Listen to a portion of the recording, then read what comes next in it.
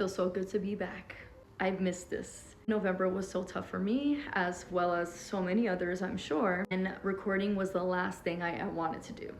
But now I feel good. I moved into my new apartment and I have been reading, of course, to share some of my reads. First, which was absolutely phenomenal, full review will be up, but it's Jar of Hearts by Jennifer Hillier, my first book by her, and now she is an auto-buy author for me. She fucking blew my mind with Jar of Hearts. Right after I was done with that one, I immediately went into Little Secrets, and that one was also amazing. It wasn't as mind-blowing as Jar of Hearts, but it was totally different and its own unique within its own uniqueness, and I still enjoyed it. Now the next one on my list is The Butcher. I definitely want to read that, and I believe that's her newest book. If you haven't read any of Jennifer Hillier, please do yourself a favor and read her books. Other 5-star read that I read recently was The Collective by Alison Gaylin. Wow. I heard some things about this book and I was waiting for it on my Libby, and I finally got it. Very deep and dark. If you are a parent, mother, trigger warnings, check them. But I related so much as a mom, and this story was heartbreaking, but also it just made you sit in this mother's shoes. I love when I feel like that towards a book and I relate to it. And it just kept me engaged the whole time.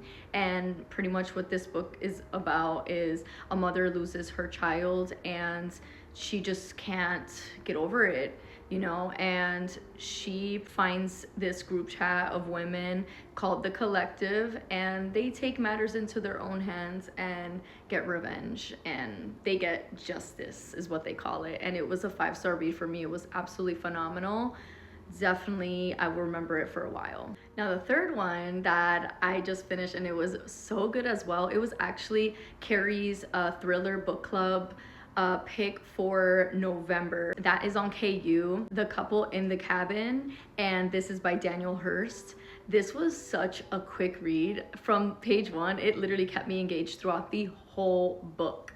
You just want to know what the hell is going on, why the hell is it going on, and the twist definitely it took me for a whole freaking loop. Like, I just did not expect that. I was expecting just a crazy ass person doing all this stuff, and because of the reason that they're saying, but it is because of a total different reason. You will feel like you had whiplash by the end of this book. It was so gripping. Gave, I think, a 4.5 star. It truly kept me so on my toes the whole time, and I fucking love that feeling. Last one I'm gonna talk about is a novella, and I believe it's a sci-fi horror novella, and it's also on KU. I wanted to start my holiday feels, so I felt like this was the perfect book to do that. About a few of these people that are in a remote place, and they all enter like a diner at different points of time during the night, and the diner just like goes blank, no light, no electricity. Everyone's kind of getting freaked out,